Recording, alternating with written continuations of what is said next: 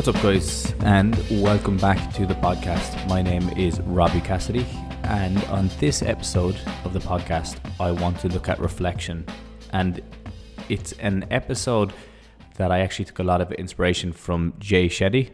If you haven't checked him out, definitely look him up. He's a really, really interesting podcaster. He's probably, outside of Joe Rogan, probably the top, as in like most listened to podcasts in the world at the moment.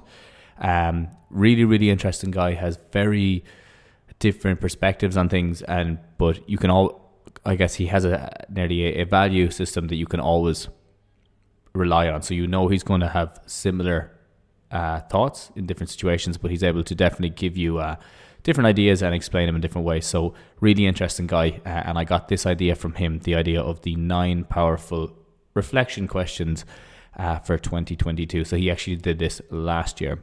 Now, before I do that, the first thing I want to do is, because we're getting near the end of the year, I just want to say thank you so much. If you've been following along with this podcast for the last while, or even if you're new to it, I really appreciate you taking the time to listen to the podcast. I hope that it's providing value. I hope you're getting a lot from it and you're able to take stuff and implement it in your life, as well as some of the practical tips that you're able to start to use them.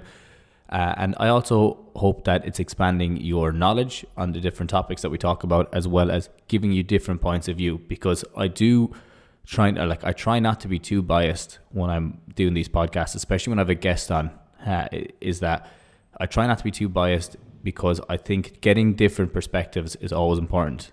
And it's interesting, I was in the shower today and I was listening to another podcast with another guy at a time, and I was thinking about the voting system and how people vote, and they must have brought up Donald Trump or something like that in the podcast, and that's obviously what sparked my interest in it. But I think it's an interesting one if you're looking to vote for something. Now, this isn't across the board, and obviously I think it's probably easier to say if you're looking at a topic, if you feel that you are well-rounded on that topic, you should be able to effectively argue both sides.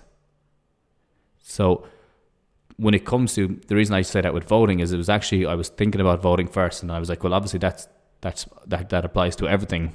If you want to be well versed, or if you want to have a good knowledge or a reputable opinion on a topic, I feel that you should be able to make an argument for both sides.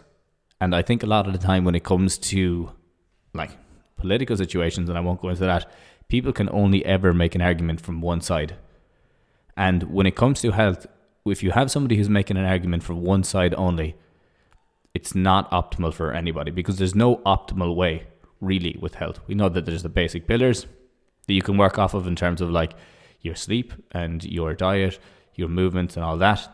The basic pillars of physical health. Then you have the basic pillars of like mental health. That obviously includes like your social circle and the people around you and your working in your environment, and obviously comes back to the body stuff as well with your diet, and it comes back to your exercise. But yeah, the reason I wanted to bring that up is that this all started off with, I really just want to thank you for listening to this podcast for the last while. It's something that I love doing. It's not something that I make any money off of, but I really, really enjoy doing it, and it's the thing I'm probably the most consistent with, because I know that there's a consistent following with it as well. So yeah, I suppose enough on that for now, but I do appreciate it, and thank you so much. To jump into this podcast, the 9 powerful reflection questions for 2022, and I'm going to talk through them, and I may lean in a small bit of my own, as I usually do these podcasts off the bat. I don't want to... There's obviously things that I'm still processing myself and trying to figure out, so I will lean in with my own opinion and on my own reflection, but I also want you to give you the questions and give you different ways of looking at the questions so that you can use it in your own life as well. So with this, when you're looking at reflection, there's a lot of ways you can look at it, but looking at it professionally, looking at it personally, and looking at it physically are 3 different ways that you can frame your reflection, because just reflecting on your whole life can be difficult at times. It's important to get an understanding of what you're reflecting on. But when we are looking at the year here, I'm just going to mix and match a different one. So I'm going to mix and match, let's say, the personal life. I'm going to mix and match professional life and then physical life as well. Physical is obviously, for me, is more like training. You obviously have the psychological. You have you could say that your relationships. There's a lot of other things that you can look at as well. But I think those three big ones are very good to cover the topics that I'm going to talk about today. So, without any further ado, question 1 is, what made you feel most happy this year? Now, I want you to think about the big things that happened over the whole year, and I want you to think about the smaller things that happened. So things that happen on a day-to-day, things that happened maybe once a week, things that happened every month, or maybe there's just one big main event. But I really do want you to just, while you're listening to this now, take a couple of minutes or take a couple of seconds just to think about what made you feel most happy this year.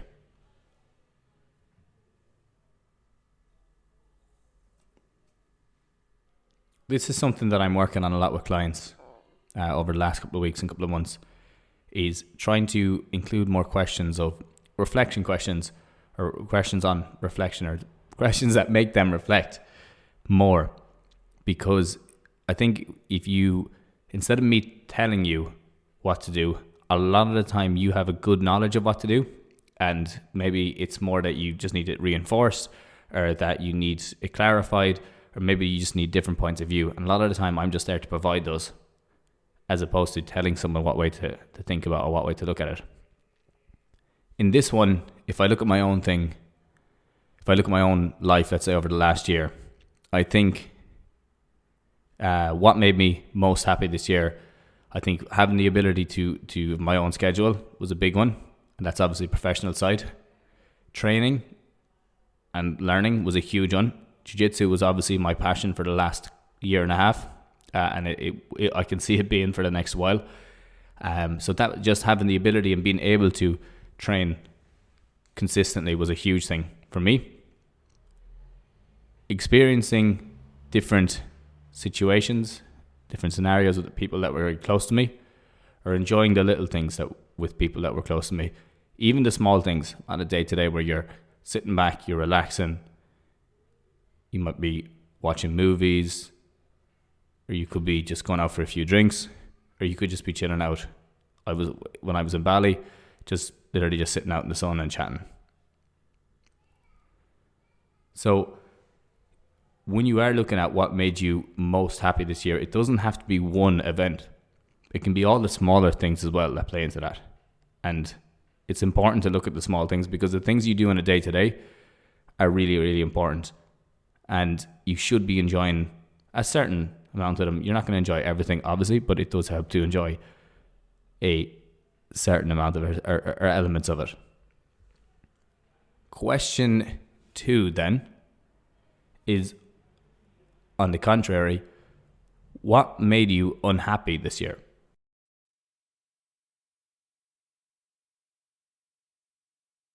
Now, this question definitely hits home for me a lot more because of the year that went by.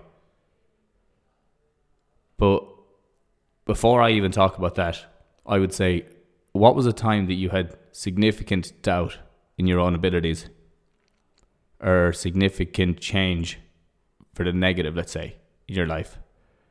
Maybe times that you felt that you weren't as fulfilled on a day-to-day. Maybe you were in a job that you didn't like, or you were in a social circle that you didn't like. Were you maybe something that you weren't enjoying an experience or an event? I would ask you then, why do you think that? What actually caused that? Was there something there? Was it like you didn't enjoy the whole thing, or there was just elements of it that you didn't enjoy? Because you can always have that. And I think sometimes we're prone to putting everything under the same umbrella, when at times it's one small thing maybe affecting the rest of it. So I want you to think back on that. What made you most unhappy? And was there a certain element of that made you more unhappy than the rest of it? Like, did you actually overall enjoy it, but then there was a certain element that you didn't like. For me this year, I think things that made me most unhappy, anyone that knows me obviously knows the main one.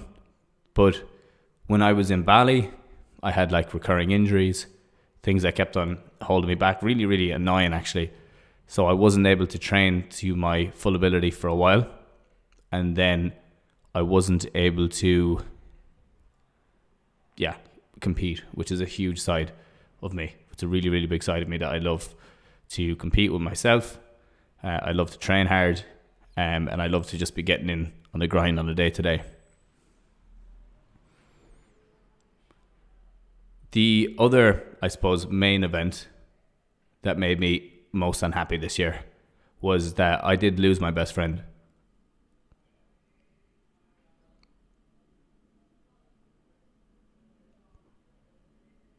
And it's something that, if it happens to you, it's a very difficult thing to process. And it's definitely something that I think you need to... It's funny, I still even get emotional about it. It's definitely a life-changing event, to say the least. So much so that it actually made me rethink, did I want to do this podcast? And to be honest, I didn't want the whole podcast to be about this specific experience, because there is loads of other questions that I need to cover. And as I just said, I could cloud every question with the same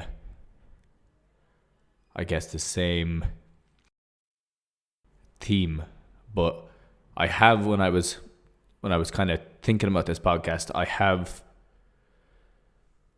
I decided that I shouldn't just cover that, because there's definitely elements of that I'm still need to reflect on and still need to process.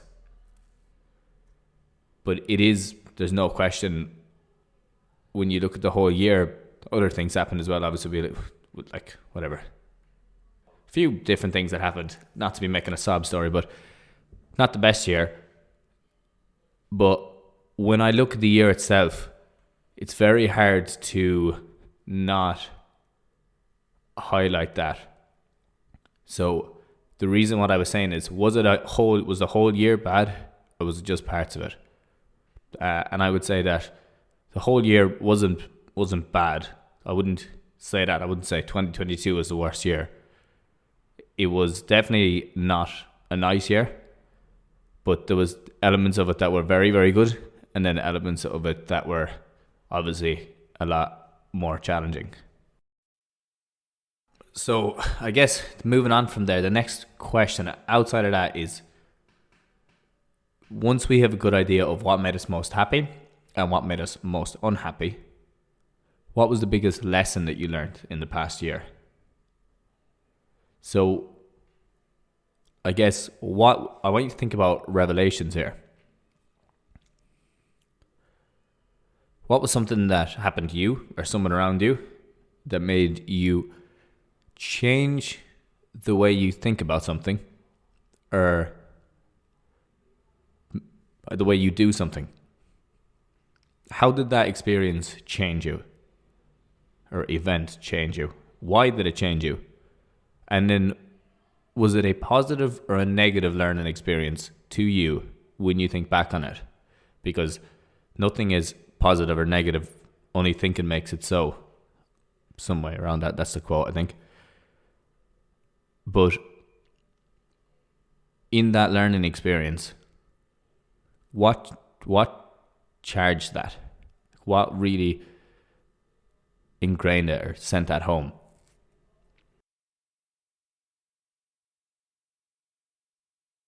For me, I think one of the biggest lessons I learned this year was that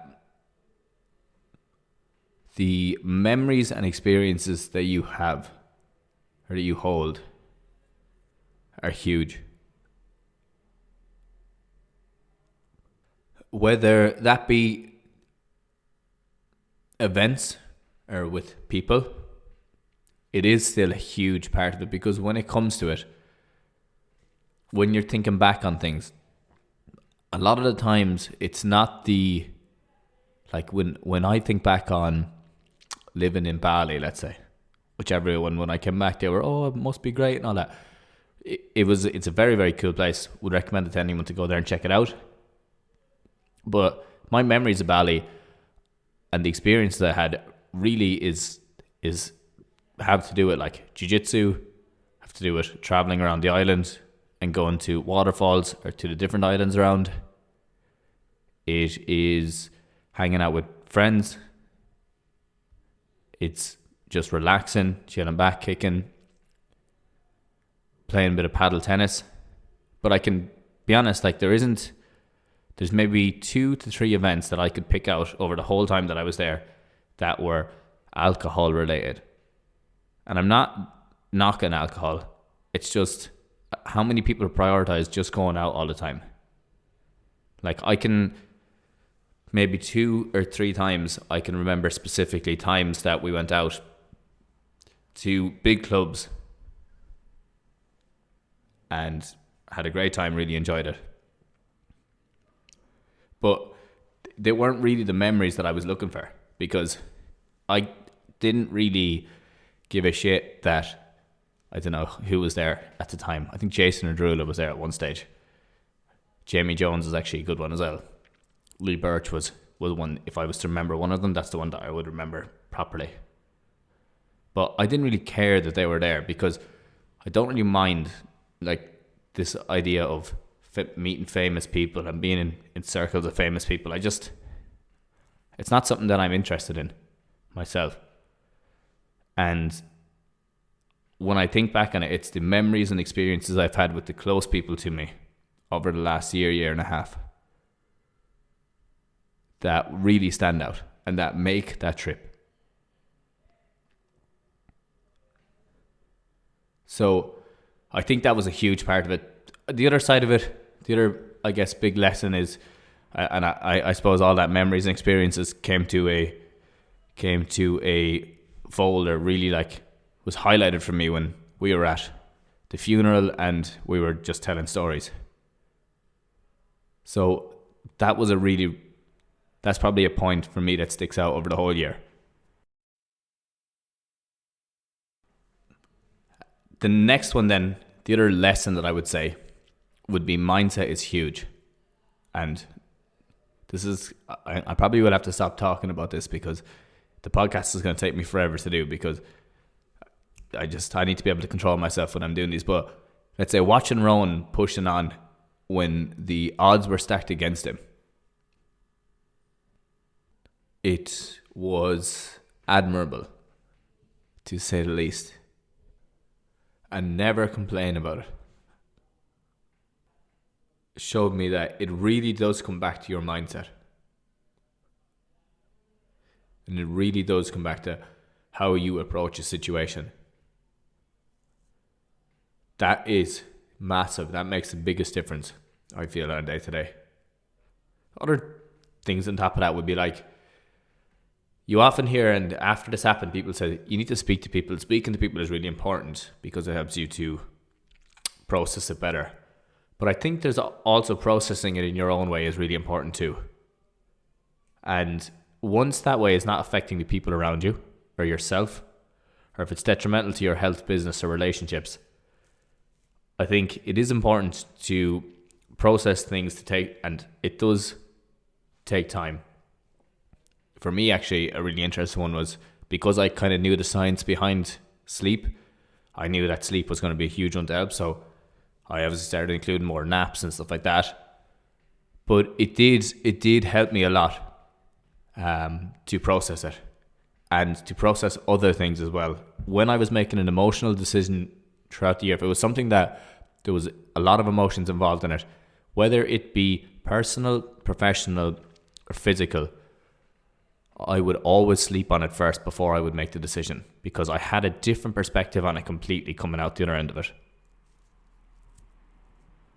And anyone who wants to make a big decision, if you're going to make a big decision in the moment, I would say sleep on it first and see how you feel after it, because it's like looking from stained glass into clear glass. You can see so much clearer after a good sleep. So much clearer. It's crazy. Now, to go on to question number 4, what do you wish you would have done more of this year?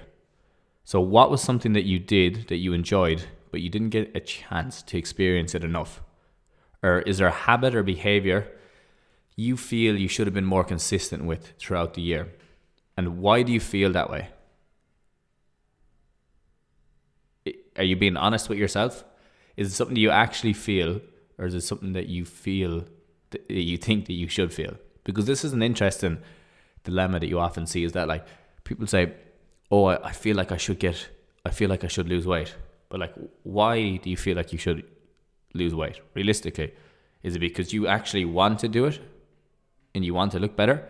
Or is it because you feel that other people want you to do it? Or I feel like I should start playing, I don't know, football. Is it because you want to?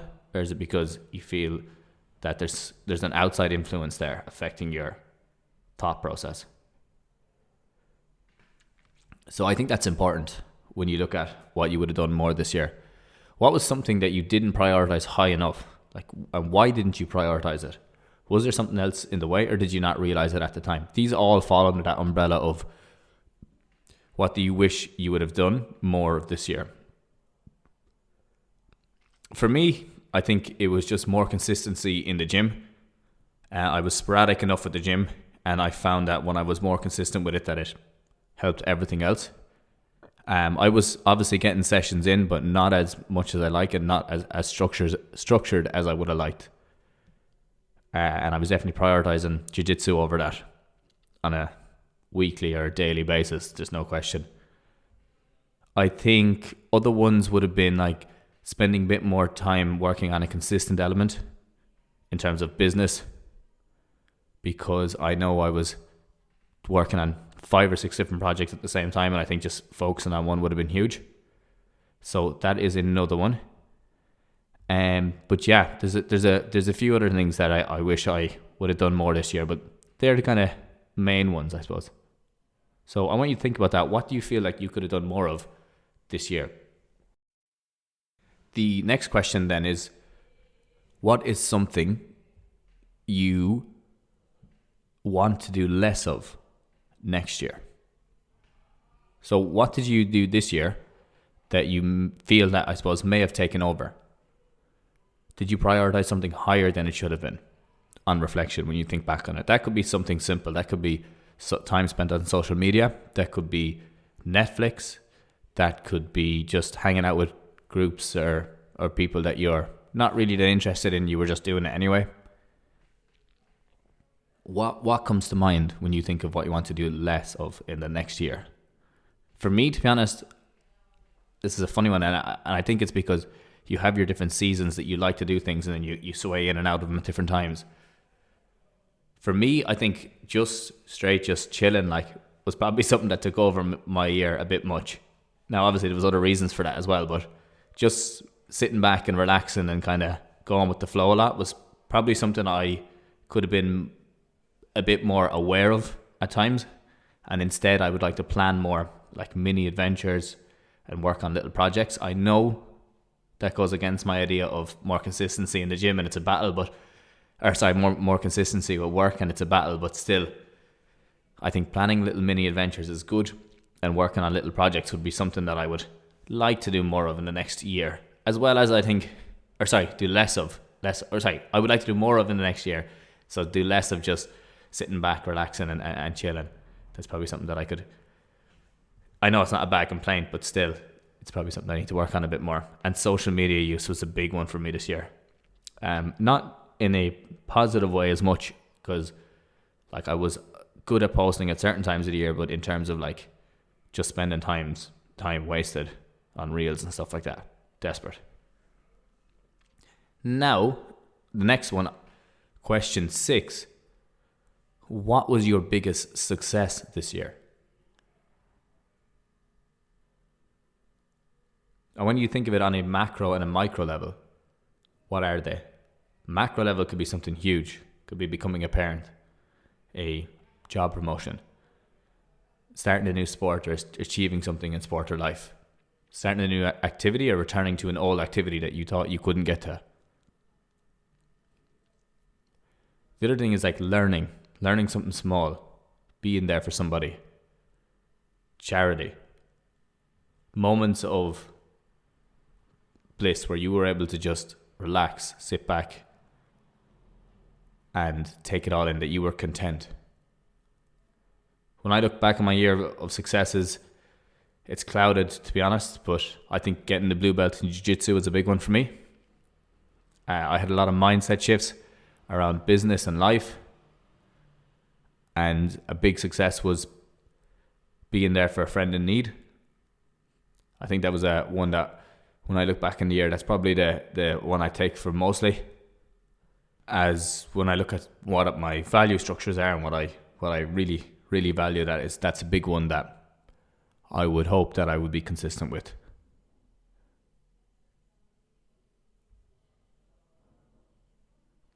Question 7 then.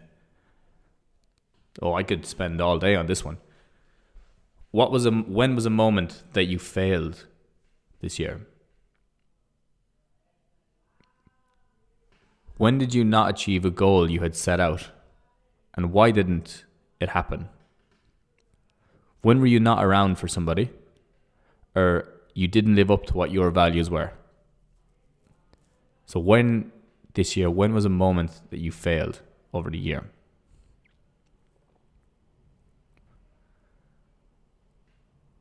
Same thing, it can come back to your micro and it can come back to your macro.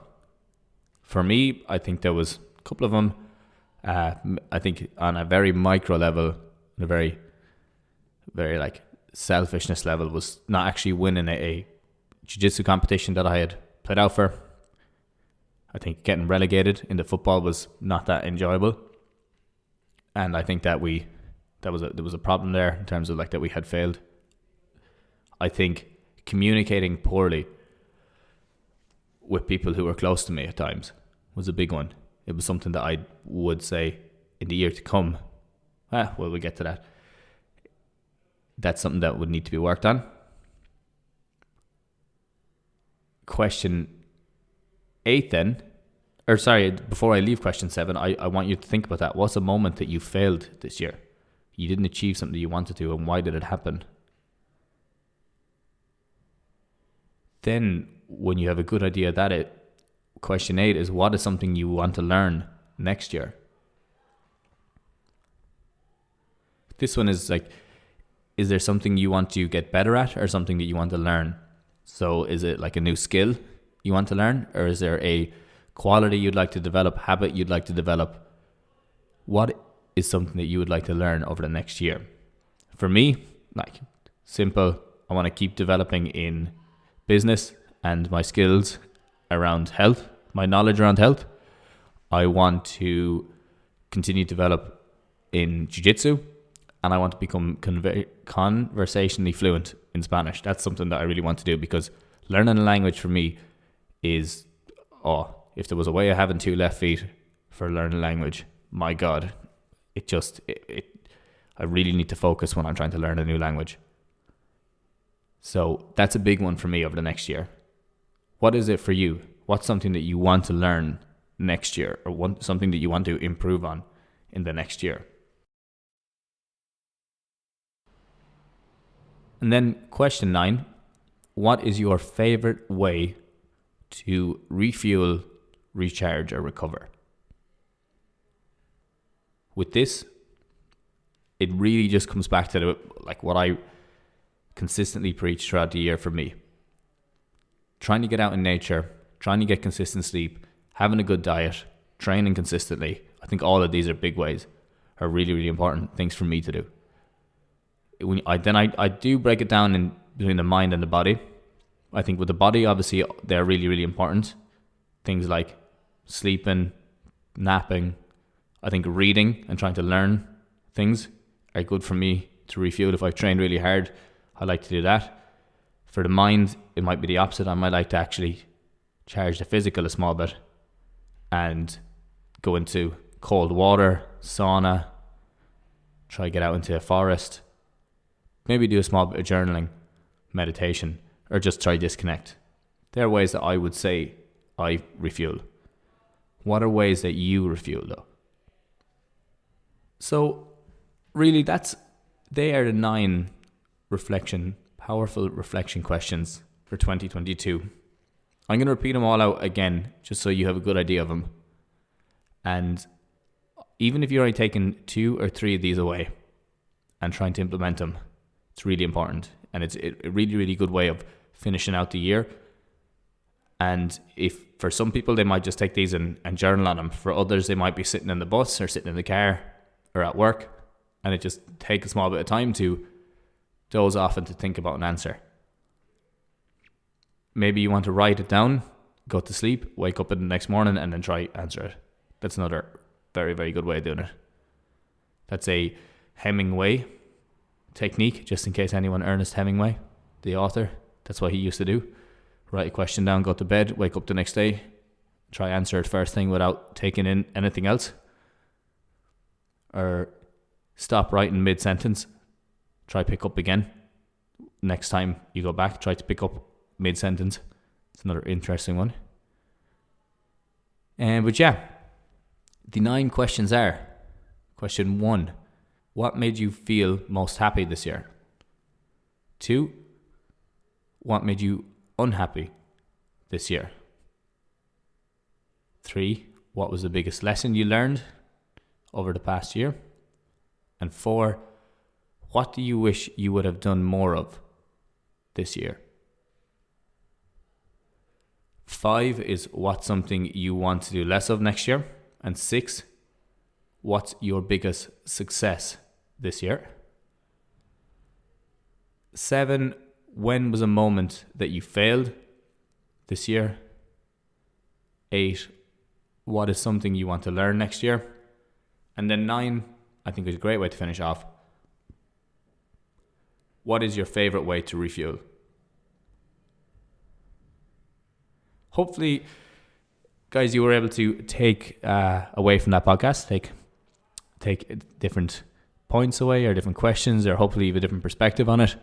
I have to say, probably the most difficult podcast I've ever done in terms of just in terms of reflecting on the year and the mindsets and the emotions involved in it. But yeah, really something that I'm going to go away on, and I'm going to journal on a small bit more and try to get a better idea of all of them. But for now, I do want to take the time again to thank you so much for listening to this podcast. I really, really appreciate it. It goes a long way. As I said, it's something that I enjoy doing, and to see that there's also people following along with it, it's huge, and it gives me the motivation to keep pushing on with it. If you could, I would love if you would subscribe and rate this podcast, as well as send it to a friend who you think would be interested, or even just pop it up on your story. Whatever way you found this podcast, maybe someone told you about it, or maybe someone sent it on to you, or maybe you just saw it on social media. Whatever way it was, it's the best way for me to keep promoting that podcast, or keep promoting this podcast, I should say, because it does. It's a funny one. It's not like social media where you put something up and it'll take off. It's a slow burner, and hopefully, if I'm providing value and you're interested, and I'm getting interesting guests on, that it can continue to grow. And in the meantime, easiest way to do that is rating, comment, sending to a friend. So I do appreciate you listening.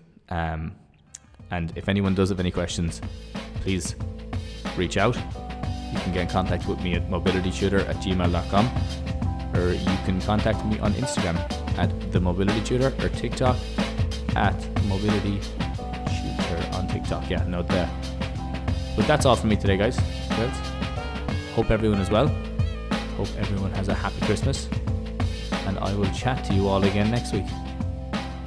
Have a good one.